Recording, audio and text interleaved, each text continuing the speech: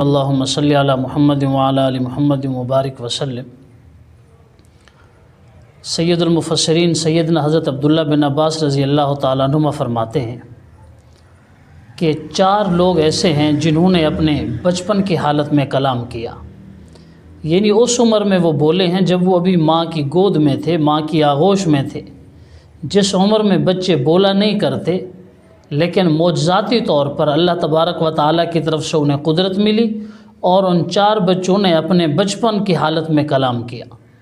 ایک تو سیدنا حضرت عیسیٰ علیہ نبی جینا علیہ الصلوۃ والسلام ہے، دوسرے جب سیدنا یوسف علیہ السلام پر زلیخا نے تہمت لگائی تو ان کے دفاع میں، ان کی بے گناہی میں جس بچے نے گواہی دی، اور اسی طریقے سے تیسرا واقعہ آتا ہے کہ جو فرعون کی بیوی کو کنگھا کرنے والی عورت تھی، اس کی بچی نے کلام کیا تھا جب وہ بالکل بچپن کے عالم میں تھی، اور چوتھا واقعہ آتا ہے بنی اسرائیل کے ایک عابد کا، بنی اسرائیل کا ایک عبادت گزار جریج تھا۔ آج ہم اس واقعے میں اسی جریج کی تذکرہ کرتے ہیں کہ جو عبادت گزار تھا مگر ان کی والدہ کی بد دعا کا ان پر اثر ہوا، اور یہ اثر ایسا ہوا کہ باوجود ان کی عبادت گزاری کے، باوجود ان کے فضائل کے، باوجود ان کی نیکی اور طہارت کے، ماں کی بد دعا اس کو لازماً جا کے لگی۔ امام بخاری رحمۃ اللہ علیہ نے اپنی صحیح بخاری میں اس کو کتاب و حدیث الانبیاء میں اس کو نقل کیا ہے، جہاں انبیاء کرام کے واقعات ذکر کیے ہیں۔ تو چونکہ حضرت عیسیٰ علیہ السلام کا بھی تذکرہ آ رہا تھا تو اس کے ساتھ یہ متصل حدیث لائے ہیں۔ سیدنا ابو ہریرہ رضی اللہ تعالیٰ عنہ اس حدیث کے راوی ہیں، اور حضور صلی اللہ علیہ وسلم نے یہ واقعہ وہاں پر ذکر کیا کہ بنی اسرائیل کا ایک عبادت گزار آدمی ہے، عبادت کرنے کے لیے گھر سے باہر اس نے کسی اونچے ٹیلے پر اپنا عبادت خانہ بنا رکھا ہے۔ اسلام میں اگرچہ یہ رہبانیت ممنوع ہے، لیکن گزشتہ امتوں میں بنی اسرائیل وغیرہ میں یہ طریقہ ہوتا تھا، لوگ گھر بار چھوڑ کر عبادت کے لیے چلے جایا کرتے تھے۔ تو اس آدمی نے، نام اس کا جریج تھا، تو اس جریج نے عبادت کے لیے اپنے آپ کو سپیئر کیا ہوا تھا، وقف کیا ہوا تھا، اور گھر سے باہر اس نے اپنا ایک ٹھکانہ بنایا ہوا ہے، کسی اونچے پہاڑ اور ٹیلے پر وہ عبادت کرتا تھا۔ تو ایک دن اس کی ماں اس کو ملنے کے لیے گئی۔ روایات مختلف ہیں، ایک روایت میں فقط ایک ہی بار کا تذکرہ ہے، دوسری جگہوں پر یہ واقعات ہیں کہ ایک بار ملنے کے لیے گئی اور اس کی ماں نے اسے نیچے سے کھڑے ہو کر آواز دی۔ وہ چونکہ اوپر تھا، اور جب خاص طور پر سورج بھی نکلا ہوا اور کسی بندے نے بالکل اوپر دیکھنا ہو تو عام طور پر یہ ہے کہ انسان اپنا ایسے آنکھوں پر اور ماتھے پر ہاتھ رکھ کر اوپر دیکھتا ہے۔ حضور صلی اللہ علیہ وسلم نے یہ پوری تشبیہ کے ساتھ، پوری تمثیل کے ساتھ یہ واقعہ بیان کیا کہ اس جریج کی ماں گئی اور اس نے پھر یوں اپنا سر اوپر کیا، اپنا ہاتھ پیشانی پہ رکھا، جریج کو آواز دی کہ جریج میں تجھے ملنے کے لیے آئی ہوں۔ لیکن اتفاق ایسا کہ وہ اس وقت نماز میں مصروف تھا۔ اب اس کے دل میں خیال آیا، اجیبھا اصلی، میں اپنی والدہ محترمہ کو جواب دوں یا نماز پڑھتا رہوں؟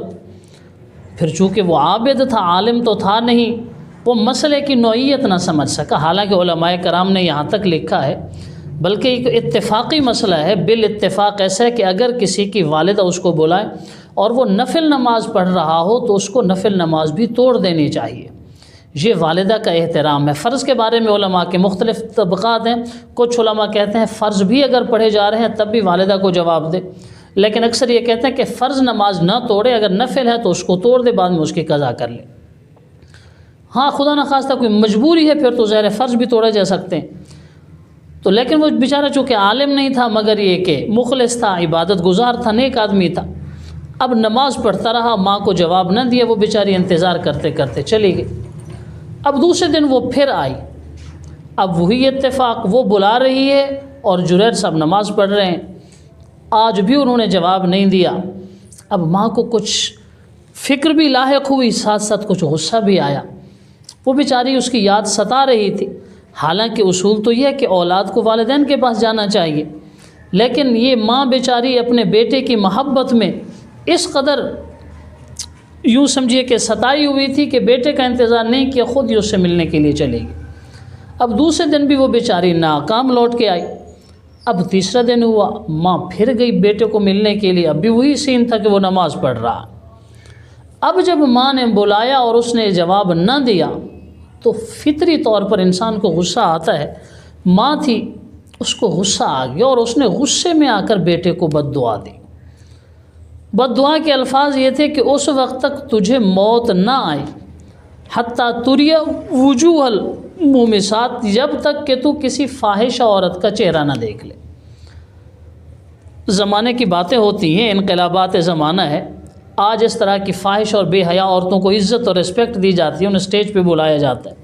اس زمانے میں کسی بدکار عورت سے ملنا تو دور کی بات، یہ بھی بہت بڑا عیب سمجھا جاتا تھا کوئی فاحشہ اور بدکار عورت کا چہرہ دیکھ لے۔ ہم نے پہلے بھی کسی کلپ میں یہ بات عرض کی تھی کہ یہ جو فاحشہ اور بازاری اور بے حیا قسم کی عورتیں ہوتی ہیں، فقہا نے لکھا ہے کہ مسلمان اور باپرد عورت کو ایسی بے حیا عورت سے بھی پردہ کرنا چاہیے۔ مردوں سے پردہ تو ویسے لازم ہے، جو بے حیا اور فاحشہ عورت ہے اس سے عورت کو بھی پردہ کرنا چاہیے۔ تو بہرحال جریج کی ماں نے اسے بد دعا دی کہ جب تک تو کسی فاحشہ عورت کا منہ نہ دیکھ لے اس وقت تک تجھے موت نہ آئے۔ وقت تھا گزرتا گیا، اسی علاقے میں ایک بڑی خوبصورت حسین و جمیل قسم کی عورت تھی، مگر اللہ نے جو اسے حسن دیا تھا وہ اسے برے کاموں میں استعمال کرتی تھی۔ اپنے حسن و خوبصورتی کی وجہ سے مردوں کے ساتھ اس کے ناجائز تعلقات تھے اور پیشہ ور قسم کی عورت تھی۔ اب عمومی طور پر لوگوں کے ذہن میں جریج کی ہمدردی بھی تھی، اس کی اچھائی بھی تھی کہ بہت نیک آدمی ہے، مگر اس عورت کو یہ کوڑن ہوتی تھی کہ لوگ اس کی تعریف کیوں کرتے ہیں۔ تو اس نے دل میں یہ ٹھان لی کہ میں اسے اس گناہ میں مبتلا کروں گی کہ لوگ اس کی اچھائی کو بھول جائیں گے، لوگ اس کی نیکی کو بھول جائیں گے۔ کیونکہ ہمارے ہاں یہی ہوتا ہے کہ نیک آدمی بھی انسان ہے، اس سے کبھی کبھار غلطی ہو جائے تو ہم اس کی ساری نیکیوں پہ پانی پھیر دیتے ہیں۔ بہرحال اللہ تعالیٰ حفاظت فرمائے۔ تو اس فاحش عورت نے چونکہ یہ بات ٹھان لی تھی، اس کا پکا ارادہ کر لیا تھا، تو ایک دن اس کے پاس چلی گئی۔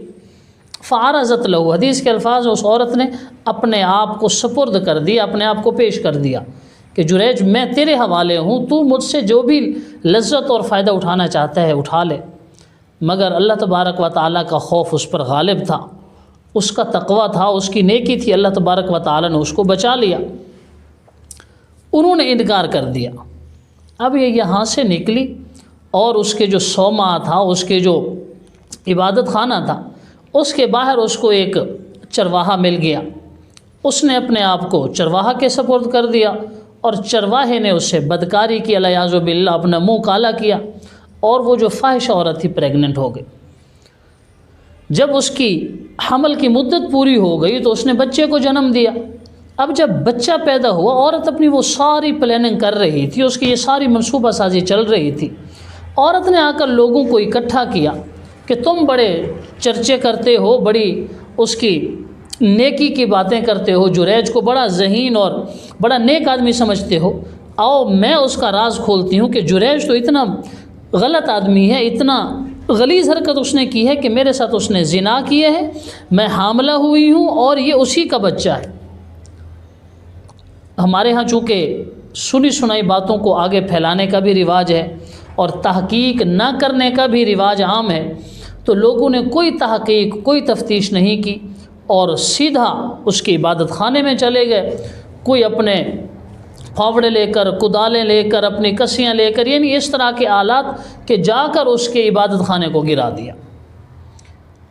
اب وہ بیچارہ حیران ہوا، باہر آیا، لوگوں کو دیکھا ایک بڑا جم غفیر لگا ہوا ہے۔ تو اب لوگوں سے جب اس نے پوچھا جی کیا معاملہ ہے، کیوں مار رہے ہو، کیا حالات؟ انہوں نے کہا بڑا عجیب ہو، اتنا بڑا گناہ کیوں اور ہم سے پوچھتے ہو؟ انہوں نے کہا جی کیا ہوا، مجھے تو کسی چیز کا پتہ نہیں۔ انہوں نے کہا یہ جو عورت سامنے کھڑی ہے، تو نے اس سے بدکاری کی ہے، اور دیکھ یہ تیرا بچہ ہے، اسی عورت کے بطن سے پیدا ہوا ہے۔ سمجھ گیا، اپنے دور کا ایک عبادت گزار اور ذہین آدمی تھا جریج، سمجھ گیا کہ عورت کی وہی چال ہے اور اسی چال کا بدلہ لے رہی ہے جو اس نے اپنے آپ کو میرے حوالے کیا تھا، اور میں نے خدا خوفی کرتے ہوئے اس سے بدکاری نہیں کی تھی۔ یہ بھی اللہ تبارک و تعالیٰ کا کرم ہے کہ وہ محفوظ رہے۔ اب انہوں نے وضو کیا اور نماز پڑھی۔ دیکھیے جب انسان کی عزت پہ حملہ ہوتا ہے، جب انسان کے کردار کشی ہوتی ہے، جب انسان کے کردار پر لوگ انگلیاں اٹھاتے ہیں، تو یہ انسان کے لیے سب سے بڑا پریشانی کا وقت ہوتا ہے۔ اور حضور صلی اللہ علیہ وسلم کا معمول مبارک یہی تھا کہ جب بھی کوئی پریشانی آئی آپ نماز کی طرف متوجہ ہو جائیں۔ اب ظاہر ہے یہ تو بنی اسرائیل کا واقعہ حضور صلی اللہ علیہ وسلم سے بھی پہلے کا واقعہ ہے، تو بہرحال ان کی شریعت میں بھی یہی معاملہ تھا کہ جب مشکل وقت آئے تو نماز کی طرف متوجہ ہوں۔ اس بندے نے وضو کیا، نماز پڑھی، اللہ تبارک و تعالی سے راز و نیاز کیا، اور اس موقع پر جو اتنی پریشانی میں آپ خود اندازہ لگائیں کہ اس آدمی نے کتنی الہا و زاری کے ساتھ کس قدر گڑ گڑا کر اللہ تعالیٰ سے دعا کی ہوگی۔ اب جب وہ نماز کے بعد دعا مانگ کے آیا تو اس نے بچے کو دیکھا، بچے کو پیار کیا، مسکرایا بچے کے ساتھ۔ روایات میں آتا ہے کہ اس نے بچے کے پیٹ پہ ہاتھ رکھا اور اسی وقت بچے سے پوچھا من ابو کا، تیرا باپ کون ہے؟ بظاہر یہ لوگوں کے لیے تو بڑا عجیب سوال ہے، جیسے حضرت مریم پر جب تہمت لگی تھی، اس موقع پر حضرت مریم پر جب انگلیاں اٹھ رہی تھی، سوالات ہو رہے تھے، تو انہوں نے کہا فاشارت الیہ، بچے کی طرف اشارہ کیا کہ یہ جواب دے گا۔ معترضین نے تب بھی اعتراض کیا تھا کہ کیف نکلم من کان فی المہد صبیا، جھولے میں پڑا ہوا بچہ، گہوارے میں پڑا ہوا بچہ کیسے کلام کرے گا؟ مگر اللہ تبارک و تعالی نے اس کو قوت گویائی دی، وہ بولا۔ تو جہاں بھی جب جریج نے اس بچے سے پوچھا کہ من ابو کا، تیرا باپ کون ہے، وہ بچہ بول اٹھا سائی، وہ جو اپنا چرواہا ہے وہ میرا باپ ہے۔ اب الحمدللہ معاملہ صاف ہو گیا، لوگ بھی مطمئن ہو گئے، اس سے پھر معافی تلافی مانگنے لگے۔ روایات میں آتا ہے کہ پھر اس کو آفر کی کہ ہم تمہیں یہ جو عبادت خانہ تیرا ہم نے گرایا، ہم یہ سونے کا بنا دیتے ہیں۔